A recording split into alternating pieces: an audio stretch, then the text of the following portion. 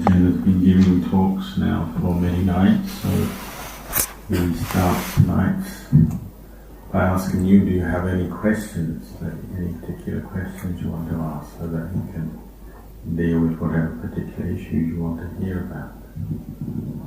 I have a question. I'd like to know why it is so hard to stay in the present moment, and if it's possible to always stay in the present moment, and if being in the present moment continuously is enlightenment. The reason it's difficult for us to develop awareness in the present moment is because since we've been born, we've been training ourselves and being trained in remembering things and thinking. And this use of the memory and thinking, all the thinking we've done, and we've learned how to do this takes the mind away from the present moment. This has been going on since we were born, even in previous lives. So that's where the problem lies. That's where the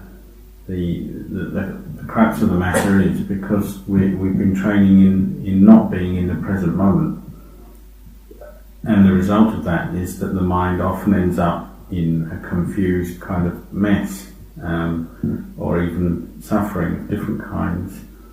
And also at the same time, all this thinking and associative thinking based on different memories and the things we've learned creates a sense of self and identification which the mind attaches to, which also is part of the problem. So bearing that in mind, we have to remember that it's going to take time to bring the mind to develop enough awareness to stay in the present moment. Maybe 1 year, maybe 10 years, who knows, maybe that wouldn't be long enough. We might have to spend longer than that, and just be prepared for that, to give it time, to be patient enough to practice like that. The important thing is to try, to begin practicing.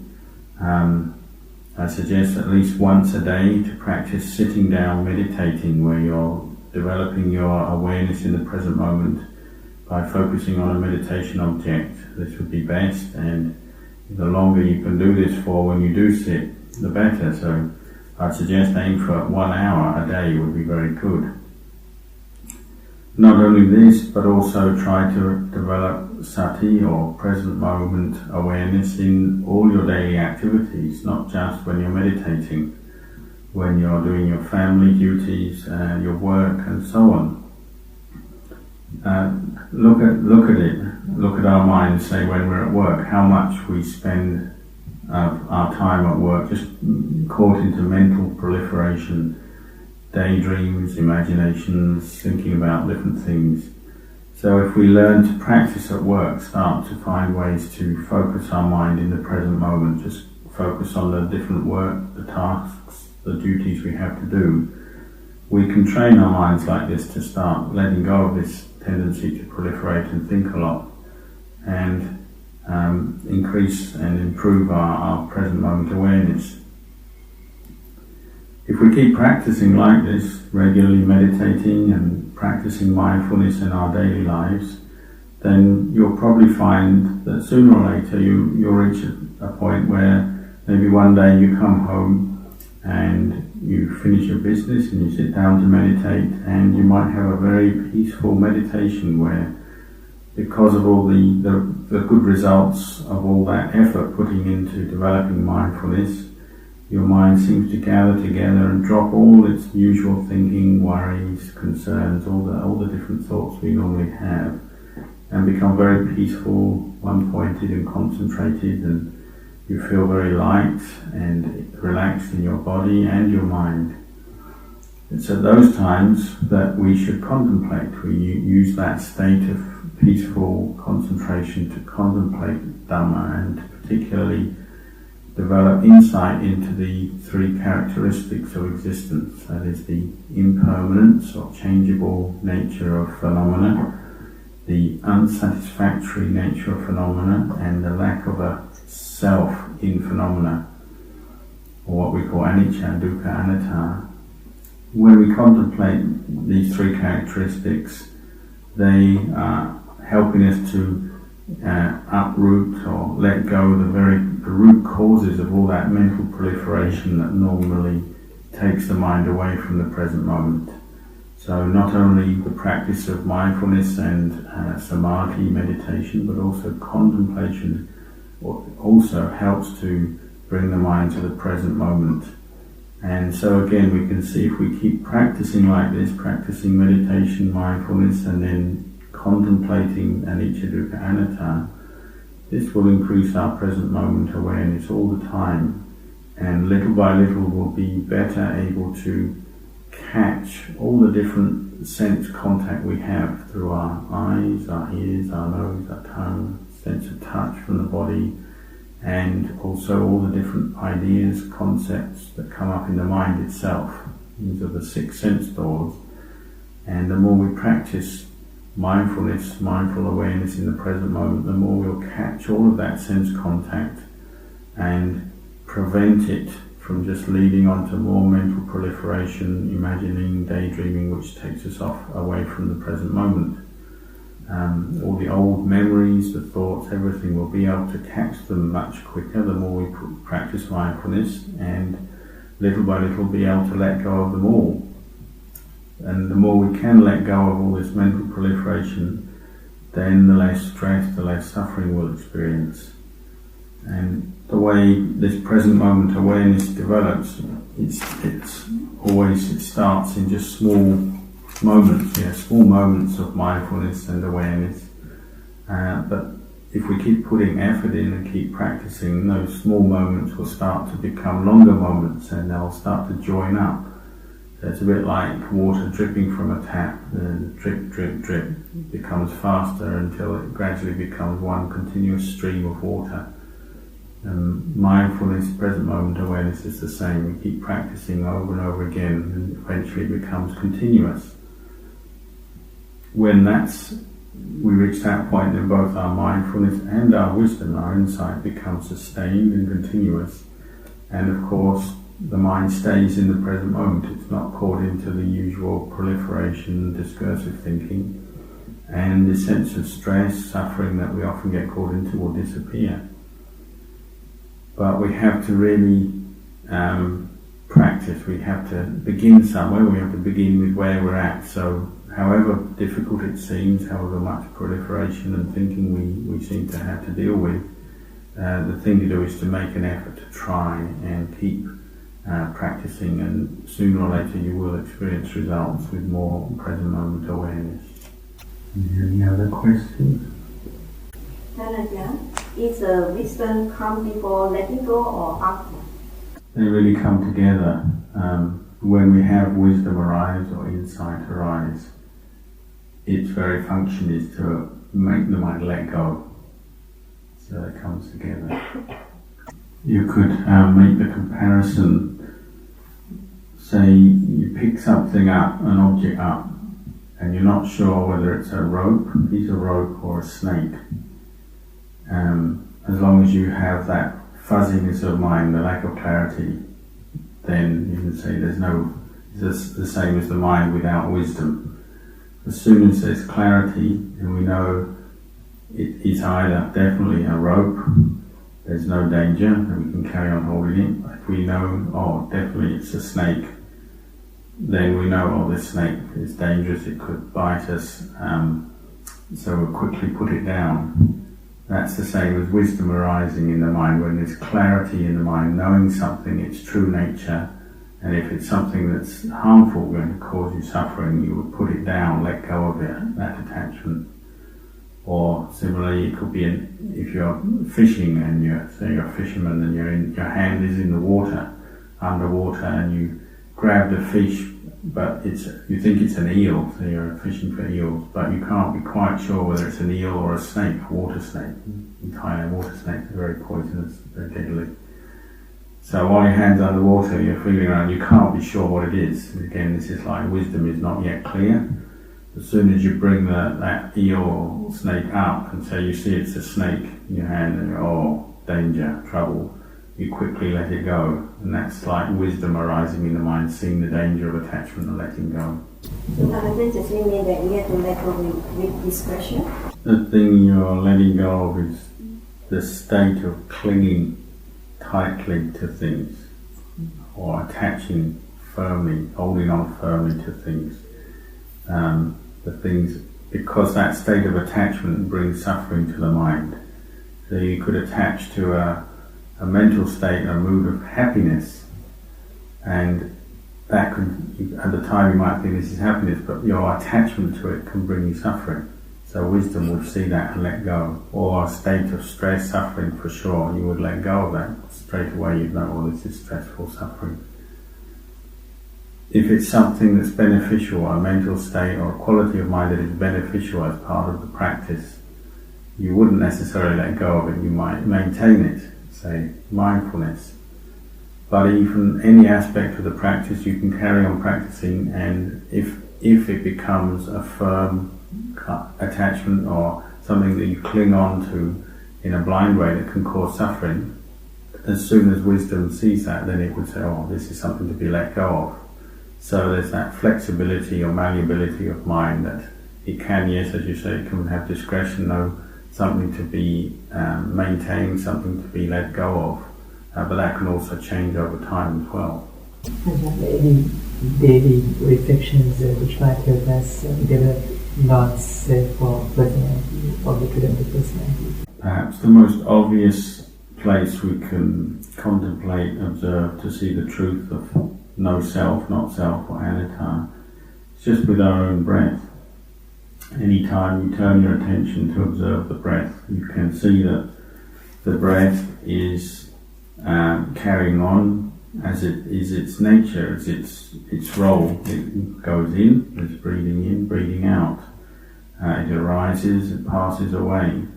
And that whole process of the breathing is beyond our control, isn't it? We, as human beings, breathing beings, we can't control that process of the breath. We can't say this breath is mine. Whether we say that or not, it just carries on by itself, according to its function, its natural function.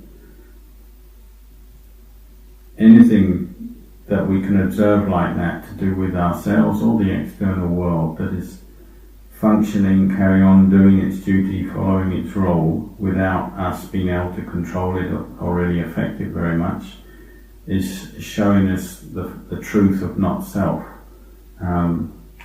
It's teaching us that if we observe it, we can see it. Everything that we take as a self, we say this is me, this is mine, whether physical or mental, if we keep investigating, looking at it, we'll gradually come to see the truth that it's not really me, not really mine to control, take possession of or own. It could be mental things, like mental states of happiness or suffering. When you have happiness, you say, I'm happy, a sufferer, I'm suffering. We take them as a self at that time. But that happiness doesn't last, does it? It comes up according to conditions, and those conditions change and it passes. That mood, that feeling will pass. Suffering is the same. It comes up according to conditions and it will change and it will go away again.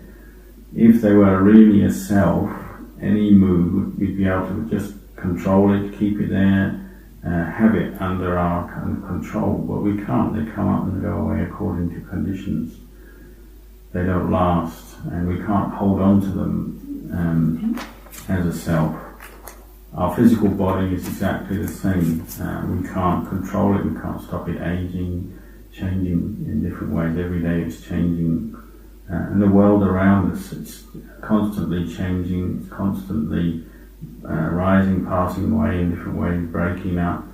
Yeah, it's unsatisfactory because of this, and it's beyond our control. There's nothing we can say, that's me. If it's me, then it shouldn't change. It should be able to just stay as that way, the way we want it. But it doesn't. It follows its own process according to conditions. When we have mindfulness and wisdom to see this, then there won't be any suffering in the mind. We'll understand the truth and we'll know, oh, this isn't mine to cling on to, so the mind lets go. For someone new practicing Buddhism, what is enlightenment and what are the four realms of existence? when we are born into this world, the natural way of human beings is that we all want to be happy.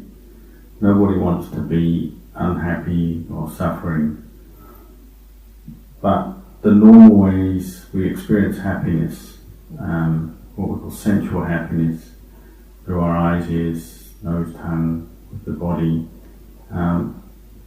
when that arises, gives us happiness, different experiences from that arise, give us happiness, we tend to hold on to that, we want it to last. But unfortunately, whatever it is we hold on to doesn't last, whether it's people, we find people bring us happiness. Our own bodies don't last, other people's bodies don't last, we all get older, we have to die.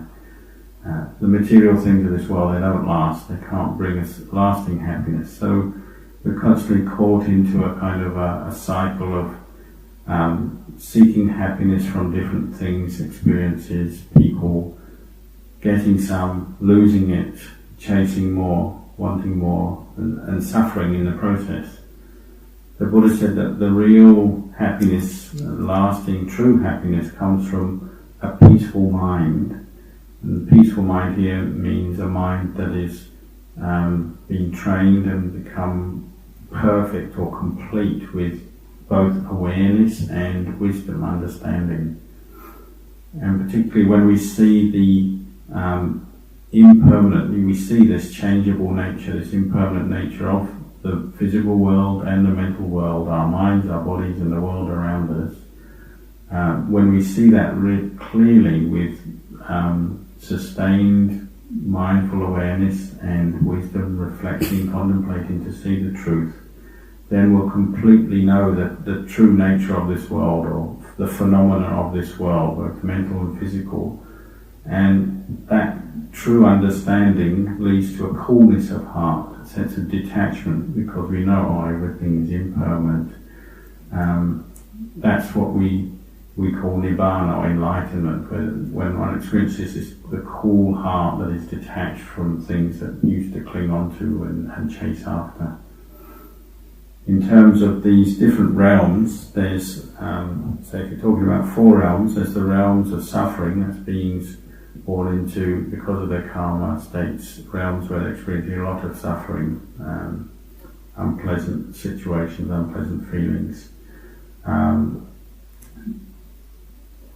Then there's, within that, there's,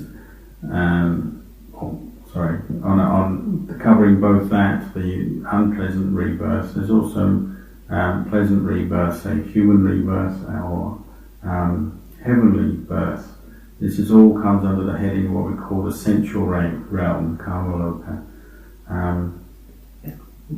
Whether it's human or heavenly birth, one is able to experience a certain amount of happiness with one's eyes. One can see pleasant things, have different pleasant experiences with eyes, ears, nose, tongue, touch, and the mind itself. So that's one kind of happiness, but it's still not permanent. So people tend to look for more lasting happiness, and this is why often people are meditating, they're practicing meditation to experience some deeper happiness. When you meditate on form, physical form as an object, say something like the breath, that's physical form, although very subtle, one experiences happiness that comes from the concentration, the blissful states that arise when the mind becomes very peaceful and concentrated, say, on the breath, or there are other meditation objects. And this is the happiness of the realm of form, or rupa loka. And one could even be reborn, then when one dies, reborn in the rupa loka as a being, say a celestial being, receiving the fruits of the good karma of that, the happiness developed from that meditation. Or even more refined from that, focusing on mentality, different mental phenomena as meditation objects. And one can develop what we call arupa jhanas. These are very fine, very refined states of concentration that bring even more refined states of bliss, happiness. So that's another realm of existence. But all of these realms, whether sensual, form or immaterial realms, based on meditation and the happiness, the concentration and the refined states of mind that come from them, they're all impermanent. They don't last forever, even though they might last a long time. Birth in any of those realms doesn't last forever. The path then that the Buddha gave for reaching a place, you could say, of lasting peace, lasting happiness, true peace, true happiness, is the Buddhist path, the path of practice in Buddhism based on generosity, morality, and in training one's mind in mindfulness, awareness, and contemplation to develop wisdom and insight, to the point where one's understanding of reality, existence, clear knowing of phenomena, to see that clearly in the mind without doubt the impermanent, unsatisfactory nature of phenomena, the lack of self in phenomena, that's completely established in the mind, and it leads to this cool, detached state which we call nibbana, or enlightenment. I'd like to know what influence, if you are born again in the next life, what influence, who are your parents and your siblings or the children? Truthfully, it's really beyond our ability to know these things or predict these things, because karma has many factors that are created both in this life. We're creating karma in this life, and also we've created much karma from our past lives. And all these different factors will influence what happens to us, but it's really beyond us, our ability to know all of that. You could say you can trust in the nature, the laws of nature, and the balance of karma.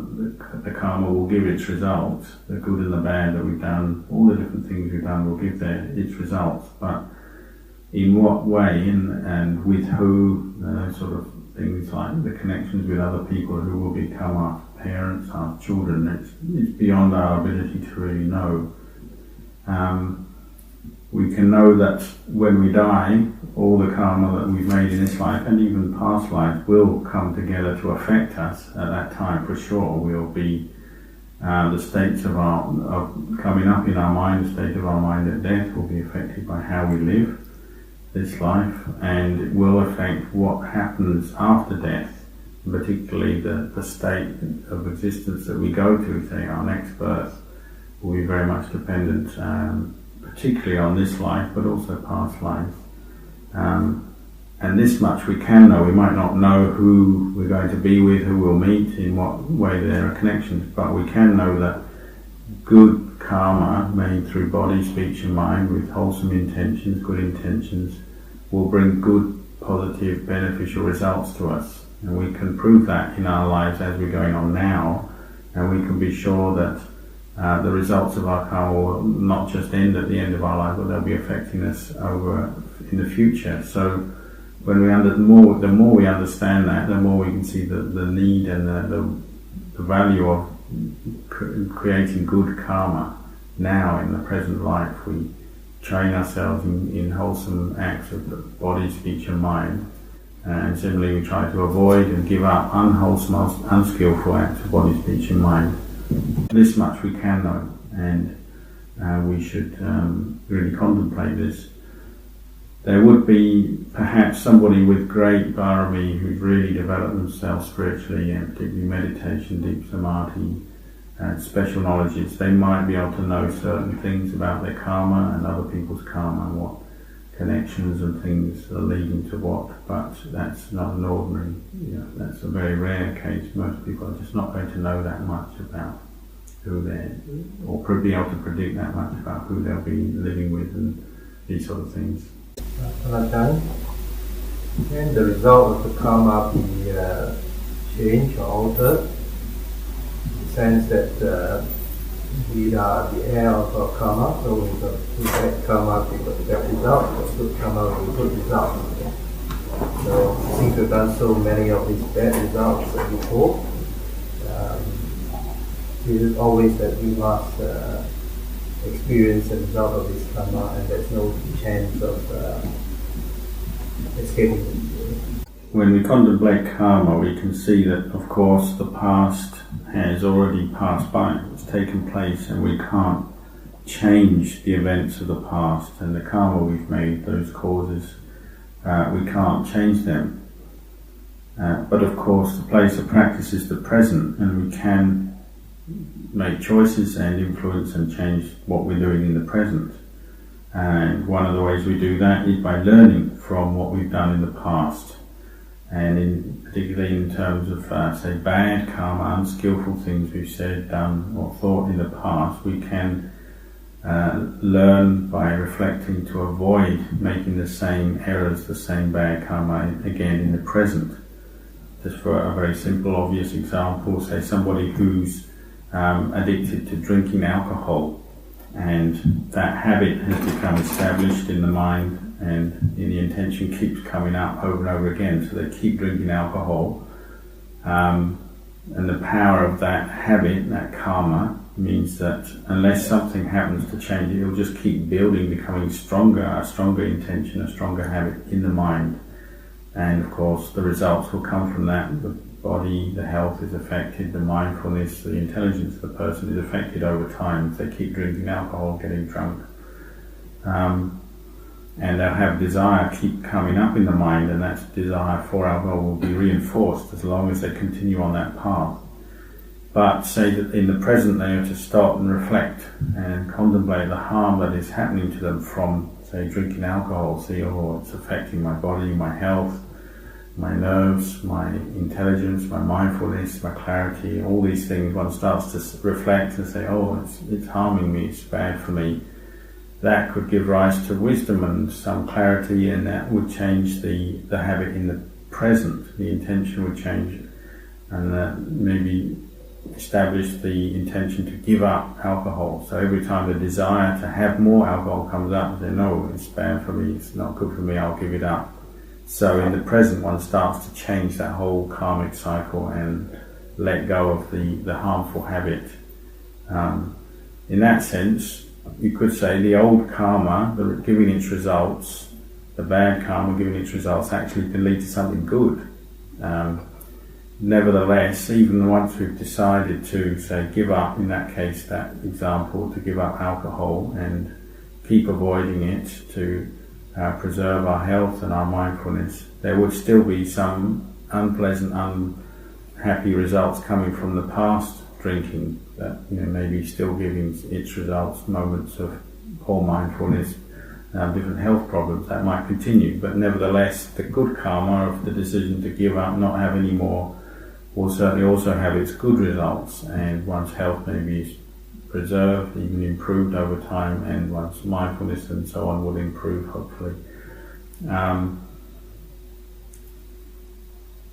Important thing when we're talking about the bad karma we've done in the past, though, is to, if we can reflect on it wisely, as in the example just given, good, so that we can learn and change our ways and make more good karma, more skillful karma. But just unskillfully, unwisely remembering the bad things we've done, feeling guilty, feeling bad, angry, remorseful, those different states of suffering aren't much use to us. Just say indulging in them, attaching to them. So the more we practice mindfulness and develop understanding of our mind, we should catch those moments when we just call into guilt or depression over the things we've done and see it's really not helping, because we can't change the past. If we learn our lessons, learn to change our ways, good. But other than that, there's no point in just suffering by feeling guilty or having, say, self-aversion or remorse. If we keep reflecting like this generally on karma, the results of good karma, bad karma, then of course this is how our practice progresses, and we see the advantage and the benefit of giving up, abandoning unwholesome intentions that lead to unskillful karma made with body, speech and mind, and we'll keep developing the wholesome intentions of body, speech and mind. So little by little the level of our mind through our practice of this will be raised up. The level of happiness we experience will be raised, so to raise our level from the level of what we call a manusa, a human being, to a level of a deva. And so you see people who are practicing, they might be practicing as a human being, and they die. They've been practicing, developing good karma, the results of that, they die and are reborn as a deva. when the fruits of that good karma finally wear out, maybe they're reborn as a human being and practice more, and they're practicing as a Deva and then a human being, alternating back and forth until eventually all the good karma comes to fruition, the different aspects of the path that come together, and the mindfulness, the wisdom comes together, and they reach enlightenment, and that's the end of it. Ajahn, would the arising of thoughts in the mind constitute the creation of karma? The important thing with thoughts is when they arise in the mind, if we attach to them, cling on to them, then they become karma. And as we can see from our practice, you can be practicing and trying to bring up good thoughts, develop skillful thoughts, skillful mental states, but still you can have bad, unskillful thoughts pop up into the mind sometimes very quickly and seem to be uncontrollable.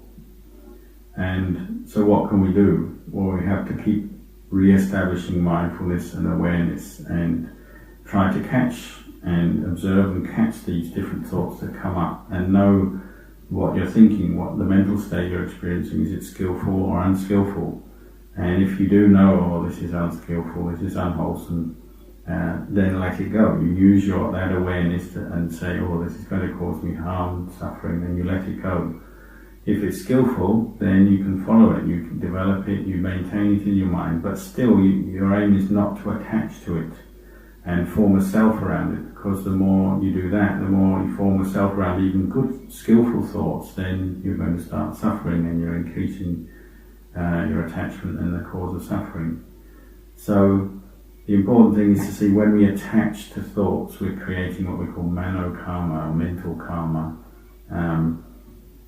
If we have good thoughts, this is good karma, bad thoughts, bad karma, but the important thing is to practice not attaching to the thoughts. And if we're not attaching, then they won't be making strong karma. So if it's bad thoughts, you certainly don't want to be attaching to them, but that's how we practice. You might have a bad thought arise, an unskillful thought arise, you establish mindfulness and you let it go, so it hasn't made any bad karma yet, it's actually good karma that you're establishing mindfulness of it and letting it go. In that sense, we don't have to suffer because we've got a bad thought arising if we have mindful awareness of it. But the renunciation,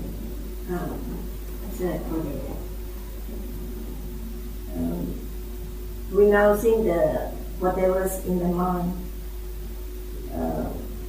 all this reflection and the contemplating is to empty the mind. And I think that is the work of the Buddha's disciple.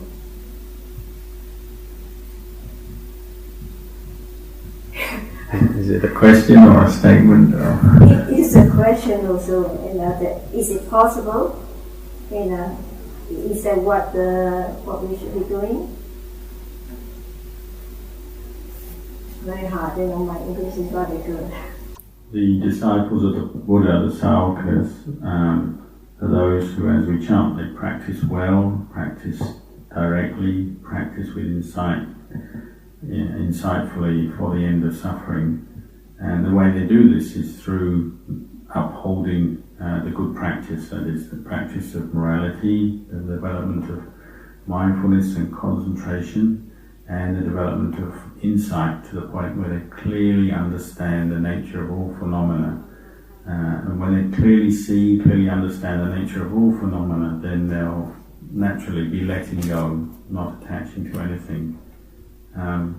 So we're practicing in their footsteps. We're also practicing to develop this state of letting go to the best of our ability. We just do the best we can. So in practical terms, on a daily basis, that might mean getting to know phenomena in the sense of people praise us, we know, oh, praise is like this, and then we let go. People criticize us, we know criticism is like this, and then we let go. Gains of different kind, we know, or a gain is like this. Loss of things is like this, we know, and we let go. different kinds of happiness we know. Happiness is like this, we let go. Different kinds of suffering we know, oh, it's like this, and then we let go. All of these experiences that we have in life, in the world, we get to know them, meaning we develop mindfulness and contemplate to get to know their true nature, and through that we can let go. By contemplating, seeing their true nature, we can let go of them all. Who thinks perhaps that might be enough for tonight? We're going for an hour. There will be other chances to hear him during the week. One of his students in Thailand is a doctor, and they were meditating using the word Buddho, just reciting it silently in their mind, Buddho, Buddho, Buddho, and then reached the point they thought they'll try and do it in time with their heartbeat. And their heartbeat beats as many as they do, 70, 80 times a minute. So they go Buddho, Buddho, Buddho, trying to do it in turn with the heart. And they got to the point they thought, is this going to affect my health? Because they say, doctors, they think a lot like this. So they thought, this is going to become, is going to do some damage if I keep going Buddho, Buddho, Buddho every time my heart beats one beat. So they came to ask him, so he said, just relax, maybe try just following the breathing and just let the breathing go in and out very naturally and let go of all the concerns about the body. So he's just seen, I think that doctors often, because we're thinking about the body and illnesses and using our thoughts like that all the time, so even when you come to meditate you'll be thinking like that, you probably start thinking, is this the right way to do it, and then what will happen to the body as I meditate and all this. But you want to just set all that aside, just relax and just drop everything. He hopes that everybody will gain the dhamma eye and become sotapannas through the practice.